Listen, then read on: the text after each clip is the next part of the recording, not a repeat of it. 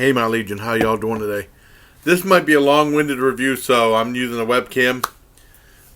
What happened was, I had some sad news about this one local place that opened up in September 2014, and it was like the first of its type. It was like a prototype, a test market thing, and it was supposed to go national. I mean, slowly, but I mean become like a national thing. It was supposed to. In Erie, PA, and I did a YouTube exclusive on it back a month after it opened up because I know I was with my niece Taylor and her fiance Steven, and they were really excited to go to this place, which I never heard of before. And it was called Citta Pasta, spelled Citta Pasta. And sadly, I just found out earlier today that it went out of business because I forgot all about the place actually. We only went there once. The food was really good. And apparently went out of business like 4 or 5 months ago. So it was barely open 2 years. And I think the biggest problem was the price. Because the food was, I thought, was expensive. I didn't mention in the video because I didn't want to kill Taylor and Steven's buzz. Because they were really excited about the place and they loved the food. And the food was really good. It was just too expensive. But what Citta Pasta was, because I talked to the guy, the owner of the place, right? And he said this was supposed to be like the first of its kind. And he said he was going to gradually, as that progresses, make it become more and more national, make it franchise it out to different people. Well, sadly, that wasn't to be. And what it was is like kind of like build your own pasta dishes. Kind of like a little bit like Olive Garden meets Subway or something like that. And yeah, like a station. There's one station that had like different types of pasta, and different materials, but different ingredients. Like I did like a spinach and basil pasta, and there was different types. And they're like, and what they would do was, you'd say like a small, large, and they take the portion out, and it was in the raw, and they put it in like this little. It looked like a little fryer thing, but it wasn't a fryer. It was like a boiler. And boiler, and they put it in there, and it would boil that pasta, and then you'd pick out what type of sauce you wanted, and then they had the meats, and you pick out what type of meat you wanted, and then it comes with a lettuce.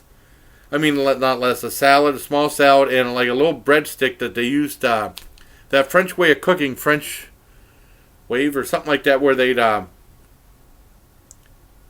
what do you call it? They'd vacuum seal it, and then they'd boil it or cook it like that, and vacuum sealed. And the breadstick came back, and you had to open it up. And it was basically that and a drink for $8.50. I thought that was just too much money. And then, even though the food was very good, I liked it. Because we ate it fresh in a restaurant. And the restaurant used to be a Quiznos that my dad and I used to love going to Quiznos. And then it got... I don't know what happened. They raised it. We stopped going for a year or so, and we went back there, and we went there, and it was so expensive. We vowed never to go to Quiznos again. And then that Quiznos closed down, and it became Citta Pasta. The reviews, they had 2 reviews that were posted on their Facebook page. I checked out today. Their Facebook page is still up, and even though it's closed now, and no longer in business, and I think it was all torn down. Well, the building's vacant inside.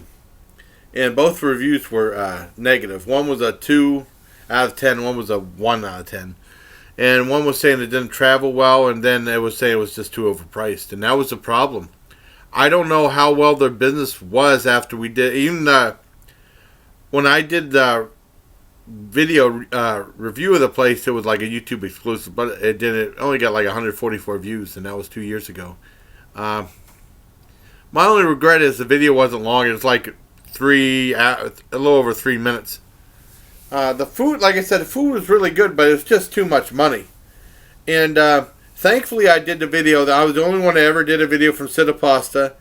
And also, after that was done, I filmed another segment in there for interviewing Taylor and Steven for the Halloween tag, which I did because my computer completely went to crap, my used computer. So, I mean, I was still great on a work day, and then, I still worked like a few days, and I didn't get the new my new computer till Sunday, if I'm not mistaken. Friday or like a few days after Friday, but it seemed like a Sunday. It had to have been a Friday.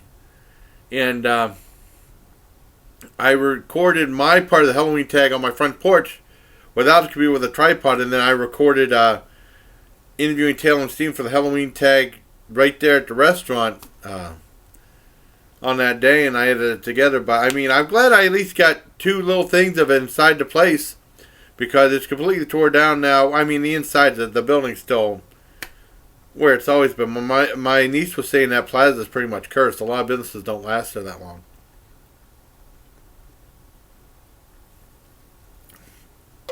It's a shame, though. The food was really good, but it kind of reminded me of Fazoli's, but Fazoli's was better because when Dad used to love that place. Me and Dad, we go there and we never had a meal over $5. The food at Citta Pasta should have been about $5, everything included, instead of $8.50, because you got the pasta and stuff like that, and then they charge you extra for meat, and it should have been everything included, no extras and stuff, for $5 instead of $8.50. And then if you got a larger portion, it was more money. But we all get the smaller portions and stuff like that, but it was too expensive. It was very good, though. And I know how excited my niece and her, especially my niece, I didn't want her to feel by saying I thought it was too expensive, but I kind of hinted at it. I didn't say it in the video, though, because I didn't want to hurt her feelings. But it's very sad that that place went out of business. It was supposed to go national, but I think they just wanted too much for the food, and that, people only have so much money, And also, this video goes out to my niece, Taylor, her fiance Steve, and my buddy Tony Town, who asked me about the place. On Facebook a couple months ago, and then I asked him, I couldn't remember, I thought it was him, and I asked him on Facebook tonight if he was the one that asked, and he said, yes, I did, and he said, they go out of business. I said, yes, sadly. And he says, too bad, because the food looked really good. It was really good. It's just a little too expensive. It should have been $5 instead of $8.50, What can you do? It's just sad news. Sad news about a local business that was meant to go national. But at least I got to try out the test market, at least once. And it was good, just too much money. So, what can you do? Businesses are closing all around. I'm more surprised if it opened in Albion, it wouldn't last like 6 months. Albion is a place where businesses go to die. Now, a little more surprising in Erie, but just with that location and like I said, what they were charging, I didn't think it was going to last, but you never know, So, till next time, bye, please. Take care. My Legion.